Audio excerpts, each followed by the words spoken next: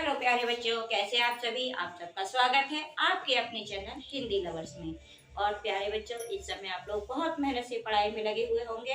इसी को ध्यान में रखते हुए आज हम आपके लिए एक नई वीडियो लेकर आए हैं जो आपकी परीक्षाओं की दृष्टि से बहुत ही ज़्यादा इम्पोर्टेंट होने वाली है। और आज की हमारी इस नई वीडियो का शीर्षक रहेगा जवानी, और ये माखनलाल चतुर्वेदी द्वारा रचित कविता है। और ये 10th क्लास के बोर्ड की परीक्षाओं की दृष्टि से बहुत ही ज़्यादा इम्पोर्टेंट होने वाली है। तो आइए आज की हम कविता को, जिसका शीर्षक जवानी है, आपके साथ में डिस्कस करने वाले हैं। तो चलिए हम अपनी वीडियो को शुरू करते हैं। ये जवानी, और जवानी के बाद आते हैं वृद्धावस्था। उन्हीं में से एक ये बीच की अवस्था जवानी है। इसमें देश के नौजवानों के लिए उत्साह से भरते हुए, उनमें प्राण संचार करते हुए, जोश से भरते हुए, देश के बलिदान के लिए और दुनिया में अपने परिवार में आसपास परिवर्तन करने के लिए उत्साहित किया गया है। ये कविता जो हमारे माखनलाल चतुर्वेदी द्वारा रचित है। तो क्या कहते हैं, देखिए। प्राण अंतर में लिए पागल जवानी, कौन कहता है तू विधवा हुई को आज पाली। चल रही घड़ियां चले नभ के सितारे, चल रही नदियां चले हिमखंड प्यारे। चल रही है सांस फिर तू ठहर जाए, 2 सदी पीछे की तेरी लहर जाए। पहन ले नर मुंड माला, उठ मुंड सुमेरु कर ले, भूमि सा तू पहनवाना आज धानी, प्राण तेरे साथ हैं उठ रही जवान। प्राण मानी जोश, अंतर मानी अंदर, में मानी में, लिए मानी लिए, पागल मानी पागल, जवानी मानी जवानी। जो हमारा कवि है वो हमारे देश के नौजवानों को उत्साह से भरने के लिए, जोश से भरने के लिए कहता है कि हे नवयुवकों की पागल जवानी, उठ क्योंकि तेरे अंदर अभी भी प्राण समाये हुए हैं। कौन कहता है तू विधवा हुई को आज पानी। कौन मानी कौन, कहता मानी कहता, है मानी है, की मानी की, तू मानी तू, विधवा मानी निस्तेज, हुई मानी हो गई है, खो मानी खो करके, आज मानी आज, पानी मानी सम्मान। तो कवि ने नवयुवकों की जो जवानी है उससे पूछा है कि हे जवानी, कौन तुझसे कहता है कि तू आज अपने तेज रूपी पति को खो करके तू आज विधवा हो गई, अर्थात निस्तेज हो गई है। खो आज पानी, और तूने आज अपना मान सम्मान, अपने सम्मान को, अपने स्वाभिमान को खो दिया है। चल रही घड़ियां चले नभ के सितारे, चल रही नदियां चले हिमखंड प्यारे। चल रही है सांस फिर तू ठहर जाए, 2 सदी पीछे की तेरी लहर जाए। कवि ने यहाँ पर कहा कि ये पूरा संसार है, इसमें लगातार परिवर्तन हो रहा है। हर तरफ जहाँ भी हमारी नजर जाती है, जहाँ तक हम दृष्टि डालते हैं, दृष्टिपात करते हैं, वहां तक जो है समय अपने गति के अनुसार चल रहा है। तो अगर तू नहीं चलेगा तो ये गलत बात है, बहुत ही असंभव है। क्योंकि क्या कह रहा है कवि, देखिए। चल रही घड़ियां, चल रही मानी चल रही हैं, घड़ियां मानी समय, काल। जो काल है, चाहे वो राजा हो, चाहे महाराजा हो, चाहे कोई गरीब हो, चाहे निर्धन हो, चाहे अमीर हो, चाहे गरीब हो, ये समय जो है किसी के लिए भी नहीं ठहरता है। वो अपनी गति से, चाहे वो सुख का हो चाहे दुख का हो, वो अपनी गति से चलता रहता है। तो ये जब चल रहे हैं, चल रहे नभ के सितारे, और आकाश के जो सितारे हैं, चल रहे मानी चल रहे हैं, नभ मानी आकाश के, मानी के, सितारे मानी सितारे।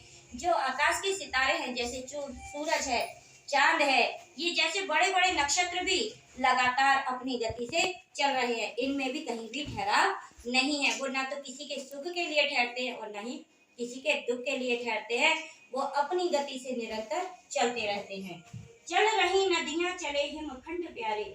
हे नौजवानों की जवानी, ये जो नदियां हैं वो भी लगातार अपनी गति से प्रवाह माने, चाहे दिन हो चाहे वो रात हो, वो हर समय चलती रहती हैं। चल रहे हिमखंड प्यारे, और हे नौजवानों की जवानी, जो बर्फ के टुकड़े हैं वो भी अपनी गति से खिसक खिसक के जल में परिवर्तित हो रहे हैं, और वो भी अपनी गति को दर्शा रहे हैं। चल रही है सांस फिर तू ठहर जाए, चल रही मानी चल रही, है मानी है, सांस मानी सांसे, फिर मानी फिर तू मानी तू, ठहर जाए मानी रुक जाए। कवि ने कहा कि हे नवयुवक, जो सांसें हैं, जहाँ जो चराचर जगत है, जिसमें जो सजीव है, उनमें सभी में सांसें चल रही हैं। स्वयं तेरी भी सांसें चल रही हैं। और फिर ये कैसे संभव है कि जब तेरी सांसें चल रही हैं तो तू एक स्थान पर स्थिर होकर रह जाए, तू ठहर जाए। 2 सदी पीछे की तेरी लहर जाए। कि हे नवयुवक, अगर यदि तू रुक जाएगा तो जो तेरा विकास है, जो तेरी उन्नति है, जो देश का विकास है, वो 2 सदी पीछे का हो जाएगा। अगर समय रहते हुए तेरे अंदर जोश की, परिवर्तन की लहर उत्पन्न नहीं होती है और समय निकलने के बाद अगर तेरे अंदर परिवर्तन की लहर आती है, जोश उत्पन्न होता है, तो जो तेरा विकास होगा वो 2 सदी पीछे का हो जाएगा। पहन ले नर मुंड माला, उठ स्वयं मुंड सुमेरु कर ले। पहन ले मानी पहन ले, नर मानी मनुष्य, मुंड मानी सिर, माला मानी माला। कवि ने कहा, हे नौजवानों की जवानी, तू उठ खड़ी हो जा और जो अपने गले में मनुष्य के जो सिर की माला है, जो उनके मुंडों की माला है, उसको धारण कर ले। स्वयं मुंड सुमेरु कर ले और बलिदान के क्षेत्र में, त्याग के क्षेत्र में अपना जो मस्तक है वो सुमेरु पर्वत के समान ऊंचा कर ले। यहाँ पे अर्थात कवि ने ये बताया, जो संसार में सबसे ऊंचा पर्वत जो था वो सुमेरु पर्वत था, तो उसने अभिमान के कारण उसका हमेशा जो सर था वो ऊंचा ही रहता था। इसलिए यहाँ पर कवि ने भी नौजवानों की जो जवानी है उसको उत्साहित करते हुए, जोश देते हुए कहा है कि जो बलिदान का क्षेत्र है, जो त्याग का क्षेत्र है, उसमें तू अपने मस्तक को सुमेरु पर्वत के समान ऊंचा कर ले और अपने गले में नर के मुंडों की माला को धारण कर ले। भूमि सा तू पहन बाना आज धानी। भूमि सा मानी धरती के समान। यहाँ पर देखिए बेटा, उपमा अलंकार का प्रयोग हुआ है। भूमि सा मानी धरती के समान, तू मानी तू, पहन मानी पहन ले, बाना मानी वस्त्र, आज मानी आज, धानी मानी हरे। कवि ने कहा कि परिवर्तन होने पर जो धरती है वो भी धान की हरी फसल के रूप में, सरसों की हरी फसल के रूप में, गेहूं की फसल के रूप में जो धरती है वो भी हरी हो जाती है, वो भी हरे वस्त्रों को धारण कर लेती है। तो इसी प्रकार तू भी इस संसार में अपने आसपास नित्य नए परिवर्तन ला, नई प्रगति कर और तू अपने वस्त्रों को भी जो है धरती के समान धानी बना ले। प्राण तेरे साथ हैं उठरी जवानी। प्राण मानी प्राण, तेरे मानी तेरे, साथ मानी साथ, है मानी है, उठरी मानी उठ जा, जवानी मानी जवानी। कवि ने अंतिम पंक्ति में ये कहा कि हे नौजवानों की जवानी, तू उठकर खड़ी हो जा, क्योंकि तेरे साथ में जो है वो प्राण।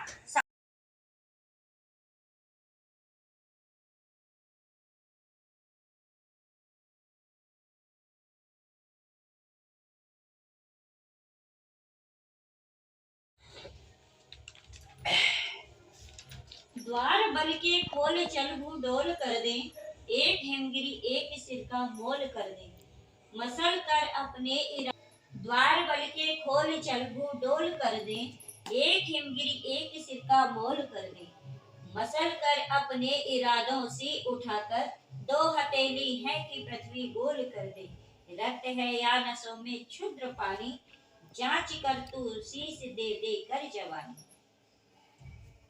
द्वार मानी दरवाजा, बलि मानी बलिदान, के मानी के, खोल मानी खोलकर, चल मानी चल आगे की ओर बढ़।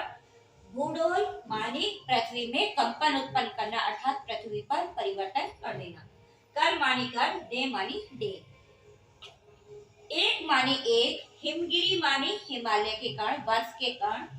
एक मानी एक, सिर मानी सिर, का मानी का, मोल मानी कीमत, कर दे मानी कर दे।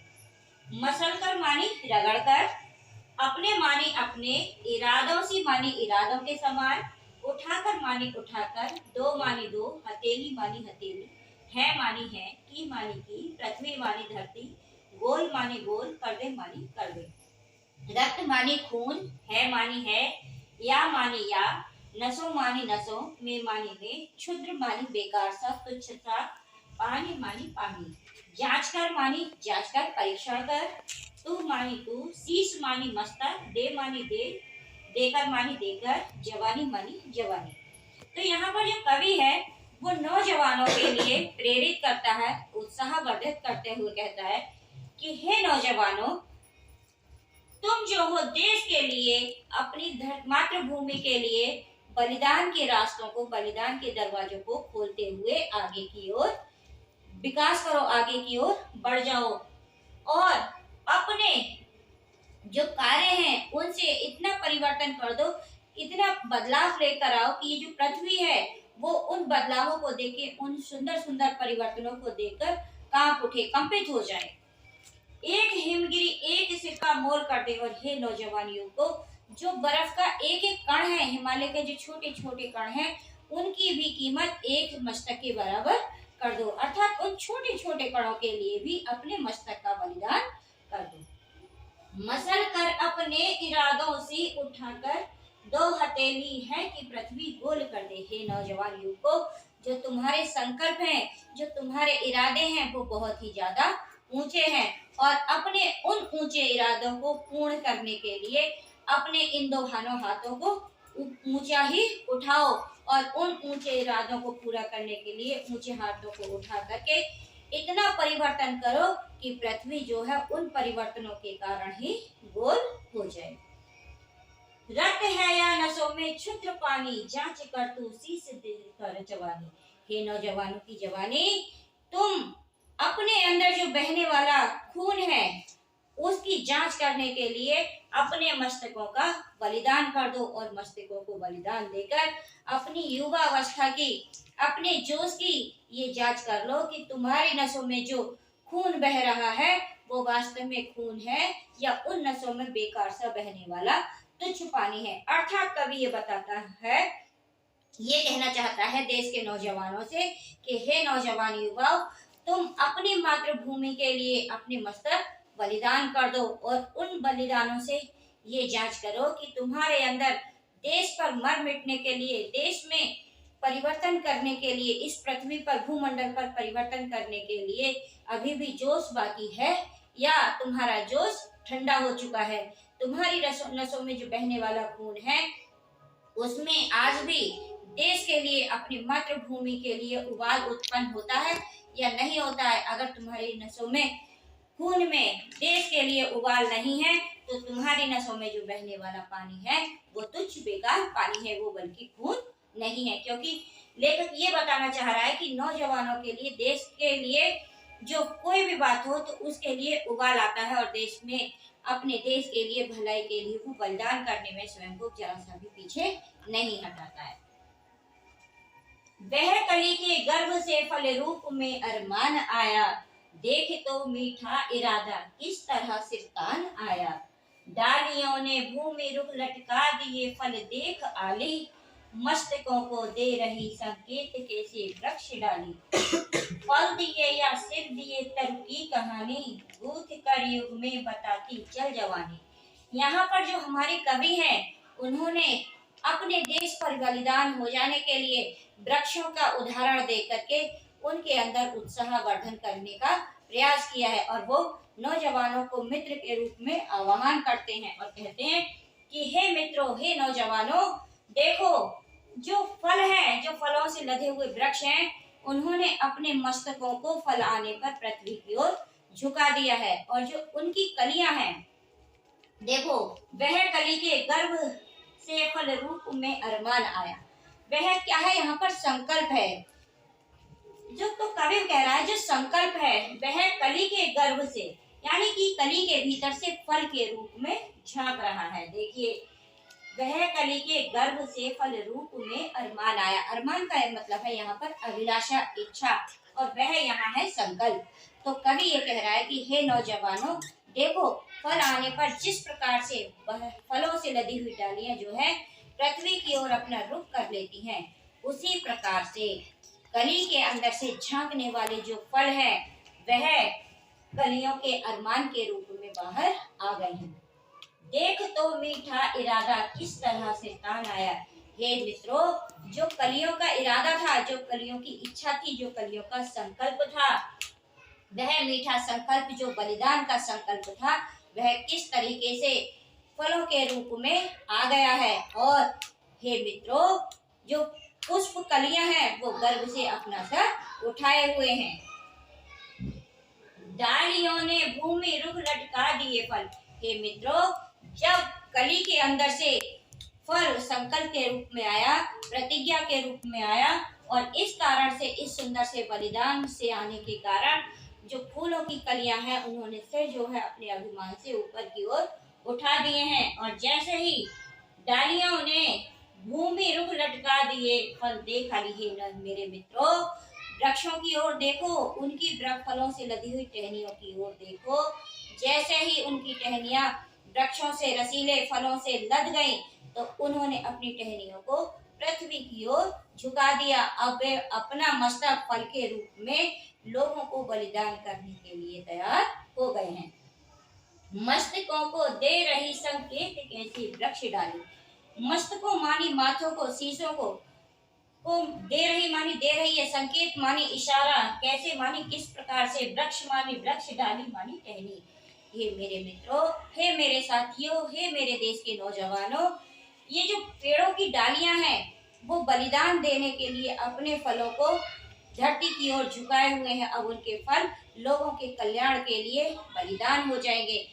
और वह वृक्ष की डाली नौजवानों के मस्तकों को यही संकेत दे रही है कि तुम भी अपने देश के, अपनी मातृभूमि के बलिदान के लिए अपने आप को बलिदान कर दो और अपने मस्तकों को बलिदान देने में भी पल भर की देरी ना करो।